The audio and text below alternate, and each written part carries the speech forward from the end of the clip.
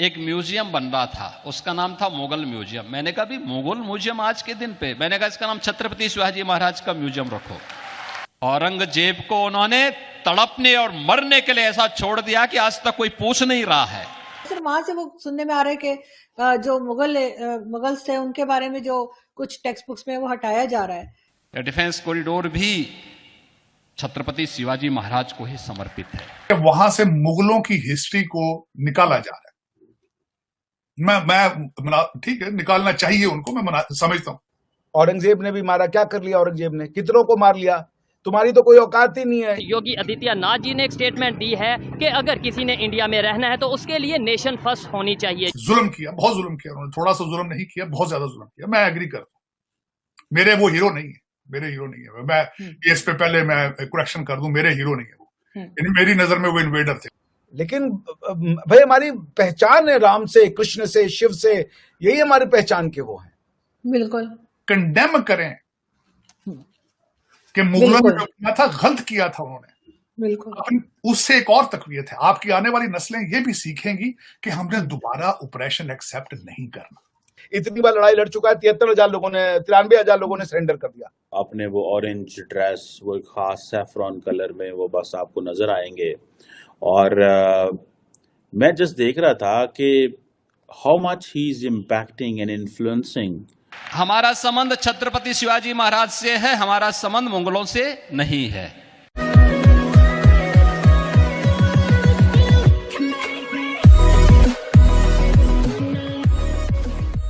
नमस्कार दोस्तों, अब लालू प्रसाद यादव और अखिलेश यादव जैसे लोग अपनी वोट बैंक को खुश करने के लिए किस हद तक जाते हैं।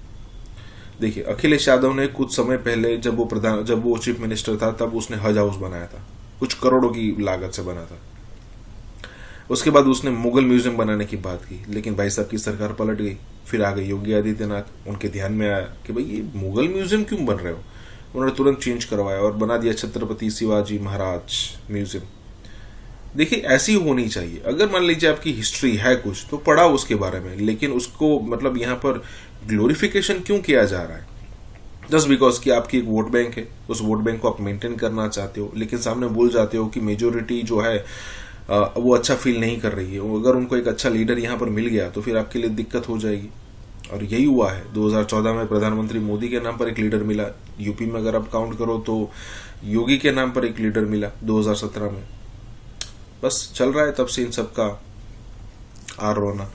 इसी के साथ ही वीडियो शुरू करते हैं। और हाँ दोस्तों, एक और रिक्वेस्ट है आपसे कि कृपया करके हमें सुपर थैंक्स के माध्यम से मदद करना ना भूलें। वहां से वो सुनने में आ रहा है कि जो मुगल्स थे उनके बारे में जो कुछ टेक्स्ट बुक्स में वो हटाया जा रहा है। कहाँ तक आपको लगता है सही है? आज सुबह मैंने मेरी आदत है सुबह उठकर मैं इंटरनेशनल मीडिया पे नजर दौड़ाता हूँ, तो दो चार चीजें निकल रही सामने आ रही हैं। आज गार्डियन जो कि ब्रिटिश एक पेपर है, उन्होंने भी लिखा है और न्यूयॉर्क पोस्ट ने भी लिखा है कि वहां से मुगलों की हिस्ट्री को निकाला जा रहा है। मैं ठीक है, निकालना चाहिए उनको, मैं समझता हूँ। माइनॉरिटी थी, इन्वेडर थे, आए, जुल्म किया, बहुत जुल्म किया उन्होंने, थोड़ा सा जुल्म नहीं किया, बहुत ज्यादा जुल्म किया। मैं एग्री करता हूँ, मेरे वो हीरो नहीं है, मेरे हीरो नहीं है। मैं इस पे पहले मैं करेक्शन कर दूं, मेरे हीरो नहीं है वो, मेरी नजर में वो इन्वेडर थे इस लैंड। और जो भी इन्वेडर आता है जुल्म करता है, चाहे वो ब्रिटिश हो, चाहे ये हो, चाहे वो कोई भी इन्वेडर हो, वो आके ओप्रेस करता है। वो इस तरह वो इतनी आसान बात नहीं होती वो उससे डील करना, उन्होंने किया। बल्कि मैं आपको आज आरजू मैं बड़ी एक और बात बताना चाहूंगा, मैंने अक्सर लोगों को नहीं बताई। मैं भारत बड़ी दफा गया हूं, आज तक ताजमहल नहीं गया। मैं एक दफा सरकारी डेलीगेशन के साथ गया था, सारा डेलीगेशन चला गया था बस में बैठ के, मैं एहतिजाजन नहीं गया था। मुझे शाम को वो सारे अमेरिकन टेबल पर बैठे डिनर पे, उन्होंने पूछा कि बड़ी अनहोनी बात है कि इतनी 7th wonder on the planet, हम सब अमेरिका से आके बस में बैठ के तो आगरा गए थे, आज आप नहीं गए। मैंने कहा था मैं एहतजाज के साथ नहीं गया क्योंकि एक मुगल शहजादे ने भारत की गुर्बत का मजाक उड़ाया था और उसने इतना पैसा उस ताजमहल पे लगाया था कि उस बिल्डिंग के खर्चे के बाद इंडिया बिकेम इतना वीक हो चुका था, ब्रिटिश कॉलोनी बन गया था। और शहजादे का मजाक क्या था? कहते हैं उसने मोहब्बत की निशानी बनाई, साथ ही उसी मोहब्बत की छोटी बहन से शादी कर ली उसने। और उसकी पता नहीं कितनी बीवी थी उसकी, वो पहली बीवी तो थी नहीं उसकी। जी। एक में देखे ना, क्या कहते हैं जी मोहब्बत की निशानी है। कौन सी मोहब्बत की निशानी यार? वो पहले किसी और की बीवी थी, फिर इसकी बीवी बनी, फिर इसके उसने मोहब्बत में गया, वो मर गई, एक इतनी बड़ी महंगी बिल्डिंग बना के उसकी बहन से शादी कर ली। ये मोहब्बत है? पाकिस्तान का भी मुसलमान है, इंडियन मुसलमान है ना, 2 बार लड़ाई लड़ चुका है, अरे इतनी बार लड़ाई लड़ चुका है, 93,000 लोगों ने 93,000 लोगों ने सरेंडर कर दिया।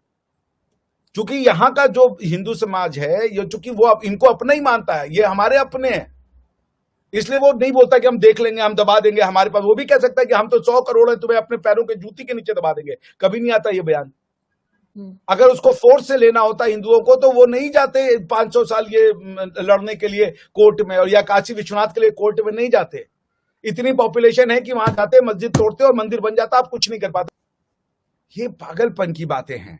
हम कह रहे हैं आप ही का है देश, ये हम आप ही के हैं, आप हमारे ही हो।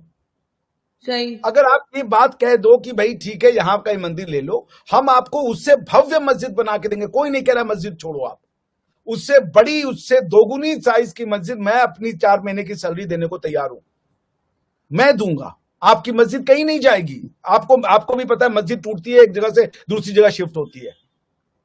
आपको उसी मस्जिद के 4 गुना साइज का मस्जिद हम देने को तैयार हैं, पर आपके लिए वो काबा नहीं है। अब जब भी आप हिंदू मुसलमान एकता की बात सुनेंगे तो आप क्या सुनती हैं? काशी काबा एक है, ये सुना होगा आपने भी। जी जी बिल्कुल। ये वही काशी है, भगवान शिव की नगरी। इन्होंने वो पुरातन मंदिर हमारे तोड़ दिए, और समाज ने कभी भी इसका बदला नहीं लिया। हमारे यहां कसाब आया, कसाब ने इतने लोगों को मारा। हमारे यहां हिंदू मुस्लिम दंगे नहीं हुए। किसी हिंदू ने नहीं कहा कि चलो मारने, क्योंकि उनको पता था ये आतंकवादी अलग है। और मैं ये भी बना दूं, भारत के ही बहुत से मुसलमान हैं जो इन चीजों का समर्थन नहीं करते।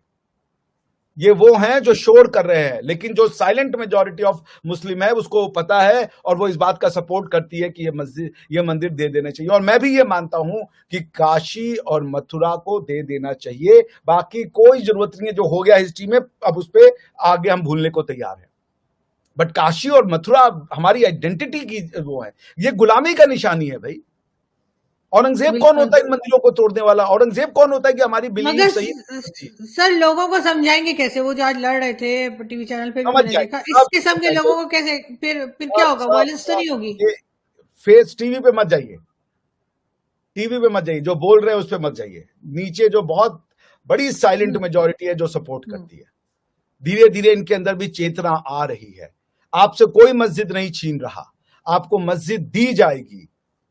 भाई ये होता है ना आरजू जी कि एक मस्जिद को तोड़ के एक जगह से दूसरी जगह आप शिफ्ट करती है ना, इस्लाम में तो ये जायज है ना।